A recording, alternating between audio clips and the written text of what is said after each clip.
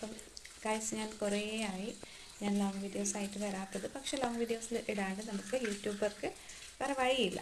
യൂട്യൂബേഴ്സിൽ long videos വേണം, നിർബന്ധമാണ്. കാരണം നമുക്ക് ഹവേഴ്സ് വളരെ ഇമ്പോർട്ടൻ്റ് ആണ്. ഹവേഴ്സ് ഇല്ലെങ്കിൽ നമ്മൾ എവിടെയും എത്തൂല.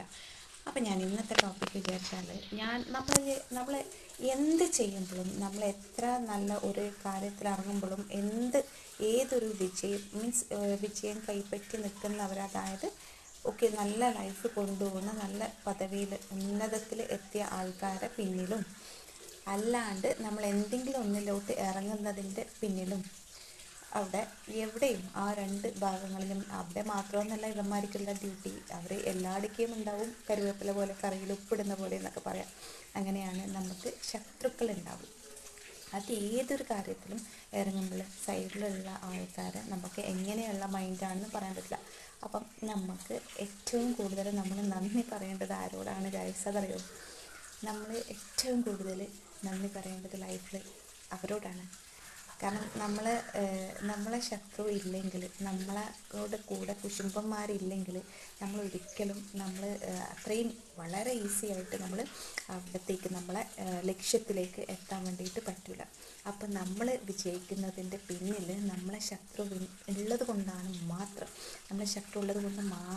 നമ്മൾ വിജയിക്കുന്നത്. ശരിക്കും പറഞ്ഞാൽ അങ്ങേയറ്റം വിശ്വസിക്കുന്ന ആളാണ്. എല്ലാവരുടെ ലൈഫിലും ഉണ്ടാവും ഓരോരോ കോലത്തിലുള്ള ആൾക്കാർ. എന്തെങ്കിലോട്ടേക്കെങ്കിലും ഇറങ്ങുമ്പം അത് മുടക്കാൻ വേണ്ടിയിട്ട് 18 പയറ്റെന്നൊക്കെ പറഞ്ഞിട്ടില്ലേ, കേൾക്കുന്നില്ലേ നമ്മൾ? അതുപോലെ എല്ലാ വഴിക്കും ബ്ലോക്കാക്കാൻ വേണ്ടിയിട്ട്, എങ്ങനെയും പോവാൻ വിടാണ്ട് നിൽക്കാൻ വേണ്ടിയിട്ട് ഒക്കെ ശ്രമിക്കുന്ന ആൾക്കാരുണ്ടാവും. പക്ഷെ അത് ശരിക്കും പറഞ്ഞാൽ അത് നമ്മളെ വിജയമാണ് ഗൈസ്. അങ്ങനെയുള്ള ആൾക്കാരുണ്ടെങ്കിൽ ആരും ടെൻഷൻ ആവേണ്ട ഒരാവശ്യമില്ല. അവരാണ് നമ്മുടെ വിജയത്തിൻ്റെ വഴികാട്ടി. അപ്പം അവരോട് നമ്മൾ എന്ത് വന്നാലും നന്ദി പറയേണ്ടതാണ്. അവരുണ്ടെങ്കിൽ മാത്രമേ നമ്മൾ എത്തുള്ളൂ. നമ്മളെ ലക്ഷ്യത്തിലേക്ക് നമുക്ക് പിടിച്ചു നേടാൻ വേണ്ടി പടച്ചോൻ നമ്മളെ സഹായിക്കുള്ളൂ. അത് നിങ്ങൾ ആരും മറക്കാണ്ട് നിൽക്കുക. ശരിക്കും പറഞ്ഞാൽ നമ്മൾക്ക് അവരില്ലെങ്കിൽ നമ്മൾ ശരിക്കും ആ ഒരു എനർജി, നമ്മൾ മുന്നോട്ടേക്ക് നീങ്ങുന്നതിന് നമ്മൾ കൊടുക്കുന്ന ആ ഒരു എനർജിയുടെ ശക്തി നമുക്ക് കുറച്ച് കുറഞ്ഞിട്ടുള്ള ലെവലിൽ നോർമലി അങ്ങോട്ട് വിട്ടേക്കും. പക്ഷേ ഇങ്ങനെ 2-3 ആൾ നമ്മുടെ ലൈഫിൽ നമ്മളെ ബാക്കിൽ തന്നെ അതും ഇതൊക്കെ പറഞ്ഞിട്ട് നമ്മളെ നമ്മൾ എന്തെങ്കിലും ചെയ്യുമ്പോൾ അതിലേക്ക് വേണ്ട, അത് നിർത്തട്ടെ, അല്ലെങ്കിൽ അതിലേക്ക് ഇറങ്ങണ്ട, അങ്ങനെയൊക്കെ കരുതിയിട്ട് വരുന്ന ആളുണ്ടെങ്കിൽ അത് നമുക്ക് ശരിക്കും പറഞ്ഞാൽ മനസ്സിലാവും. പക്ഷേ മനസ്സിലായാലും അവരോടൊന്നും ഞാൻ പറയാം, ദേഷ്യം കാണിക്കരുത്. പകരം നല്ല സ്നേഹത്തിൽ അവരെ ചിരിച്ചുകൊണ്ട് സ്വീകരിക്കുക. അതേ ചിരിച്ചുകൊണ്ട് തന്നെ അവരോട് അവർക്ക് എന്തൊക്കെ നമ്മൾ അങ്ങോട്ട് ചെയ്യാൻ പറ്റും അത് നല്ല രീതിയിൽ ചിരിച്ചുകൊണ്ട് തന്നെ ചെയ്യുക.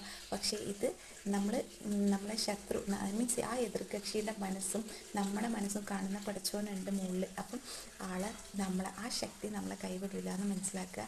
ആ ശക്തി നമുക്ക് വേണ്ട പ്രോഫിറ്റ്, നമുക്ക് എന്താണോ നമ്മൾ ആഗ്രഹിക്കുന്നത്, അല്ലെങ്കിൽ നമുക്ക് എന്താണോ നമ്മൾ നേടിയെടുക്കാൻ വേണ്ടി ശ്രമിക്കുന്നത്, അതിലേക്ക് പടച്ച റബ്ബ് നമ്മളെ എളുപ്പത്തിലേക്ക് ആക്കി തരുന്നതായിരിക്കും. അത് ഉറപ്പാണ്.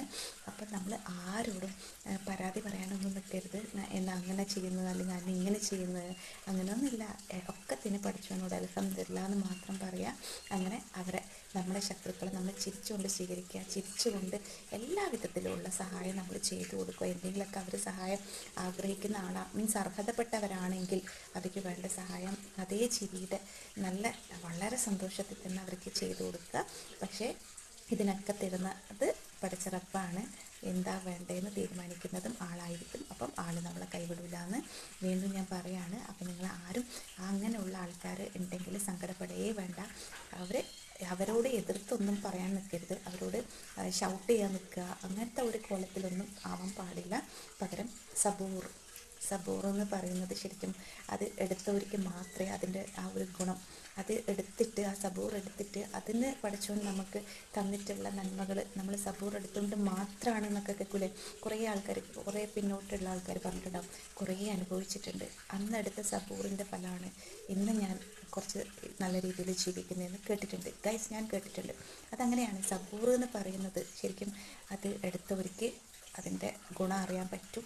അപ്പോൾ ഞാൻ പറയുന്നത് വെറുതെ ഒന്നല്ല, സബൂർ മാത്രം ചെയ്യുക. അങ്ങനെ സബൂർ എടുത്തുകൊണ്ട് നമ്മൾ 5 നേരം നിസ്കരിച്ച് ദുആ ചെയ്യുകയാണെങ്കിൽ പഠിച്ച റബ്ബ് നമ്മളെ കൈവിടില്ല എന്ന് നമ്മൾ 100% വിശ്വസിച്ച് നമ്മൾ എന്താ പറയുക, മനസ്സ് തുറന്ന് നമ്മൾ പ്രാർത്ഥിക്കുകയാണെങ്കിൽ നമ്മളെ പഠിച്ചോൻ കൈവിടേണ്ട ചെയ്യില്ല. അപ്പം എൻ്റെ വീഡിയോസ് ഇഷ്ടമായെങ്കിൽ ലൈക്ക് ചെയ്യുക, സബ്സ്ക്രൈബ് ചെയ്യുക, ഷെയർ ചെയ്യുക. പിന്നെ പ്രത്യേകം ശ്രദ്ധിക്കുക, നമ്മൾ നല്ല രീതിയിൽ നിൽക്കുന്ന ആൾക്കാരെക്കാളും കൂടുതൽ നമ്മൾ സ്നേഹം കാണിക്കേണ്ടത് നമ്മളെ ശത്രുവിനോടാണെന്ന്, നമ്മുടെ എന്താ പറയുക, നമ്മളെ നേരെ വന്നിട്ട് എതിർത്ത് സംസാരിക്കുന്ന ആളോടാണെന്നുള്ള കാര്യം നിങ്ങൾ മറക്കാണ്ട് നിൽക്കുക. അപ്പോൾ ഇൻഷാ അല്ലാഹ്, അസ്സലാമു അലൈക്കും, ബൈ.